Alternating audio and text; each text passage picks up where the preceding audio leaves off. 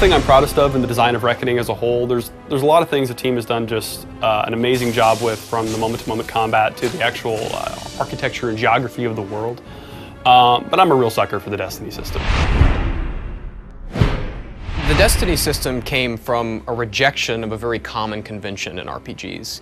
We pick our class at the beginning of the game. You kind of start out and you choose from the get-go whether you want to be the warrior or the mage. You have to make these huge decisions up front before you know what you're doing. Like, you know, oh, I want to invest in strength, or do you? You're basing that decision on information you don't have. You're not sure how a rogue is going to play. Even if you're a seasoned RPG veteran, you're not sure how this class is going to play through the long play of the game. And so we wanted to sort of revisit that. Something we'd seen in some Eastern RPGs were the idea of a job system or title system where you get a title for having done certain things in the game. I've always been a huge fan of title systems. I like giving my character a title, and it's usually pretty meaningless. Sometimes it comes with a couple stats. We thought that was cool, but most of the examples that we looked at, they didn't do anything. It was purely just a title. That was the original inspiration, and then it kind of became more and more and more to the point that it kind of replaced the class system. Amalur, up until you are reborn in that pile of bodies, has been a deterministic world. It's been a world governed by fate. And you as a player break this whole thing down. And everywhere you go, everybody you interact with, they're all influenced by this suddenly not being deterministic anymore. These are strange times. Magic weaves itself in new patterns and change. You pick abilities from 3 different ability trees, might, finesse, and sorcery. And based on the distribution of your abilities in those trees, we unlock for you new destinies that you can apply to yourself. And those destinies are effectively a class. They come with buffs, they come with special abilities. You kind of start out your blank slate, and as you advance, you make decisions that are going to kind of cast you toward a mage, or cast you toward a rogue, or even a hybrid. There are 40 different destinies, starting with the Fateless one, and then of the ones you get after the Fateless one, they're divided up into 7 different types. And those basically come down to, if I focus on one of the ability trees, like Might, I'm saying, okay, put every single point in that, I want to be a fighter. I want to be the best fighter I can be.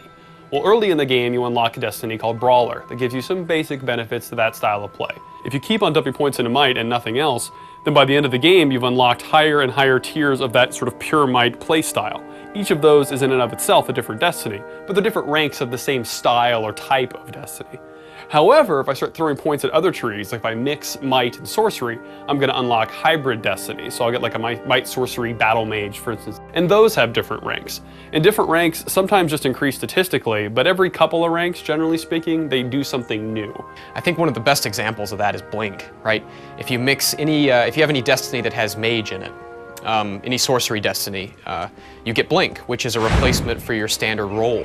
This Blink is like the warrior's dodge, but instead of moving across the terrain, your character actually teleports. You can use this teleport to do all sorts of cool things, like teleport through guys. But as you level that destiny up, you get, there's a poison blink, and there's like an ice blink. It slows enemies down when you teleport through them. The Warlord, the high tier destiny you get for focusing on that Might line, he gets an ability called Last Stand, so that when you die, you can immediately get back up from the dead, you know, wipe the blood from your face and get back into the fight. And as long as you kill the enemy that took you down within a certain window of time, you get your full life back and can keep on trucking. In Reckoning, you have the Jack of all trades destiny. And this destiny you get for evenly distributing your points in all the trees. Now, you don't get the top tier abilities in those trees, but you unlock all of the weapon masteries. And so if you're the player that really likes to play with all of the different weapons and switch them out all the time, this is the destiny for you. It also dramatically reduces your equip requirements.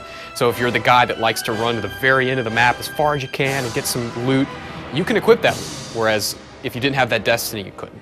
When it comes to favorite destiny, I'm torn. With the Might/Sorcery destinies, that entire type of destinies, as a whole, those are my favorites, but if I was going to pick just one destiny, it would actually be the top tier Sorcery Finesse hybrid called Shadowcaster. It just gets a really sweet set of abilities. The Shadowcaster destiny actually has a bonus on it that allows you to steal mana when you crit. It combines what the rogue does, which is crit a lot, with what a mage does, which is cast spells and be something of a glass cannon. So there are a lot of things like that in the Destiny system that kind of change your moment to moment instead of just bumping your stats. Twists of Fate are something of addendum to the Destiny system.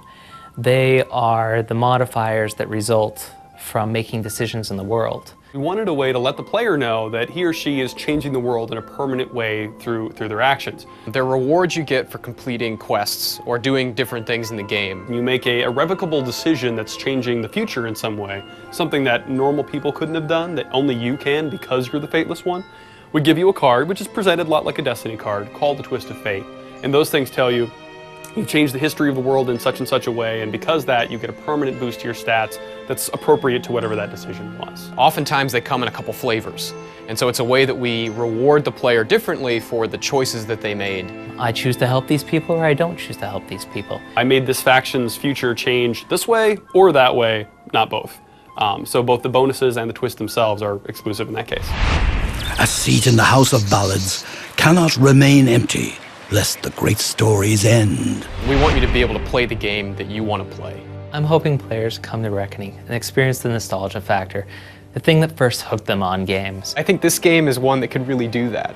I want players to feel like they got to experience a world they've never seen before and that they want more. I want them to leave and go, well, what else is happening in Amalur? Because, you know, we're doing more in that world. We want them to see that. There's so much depth and there's so much personality and character that there are endless possibilities for products. I want them to be excited about what happens 5 years later, 20 years later, 2,000 years later.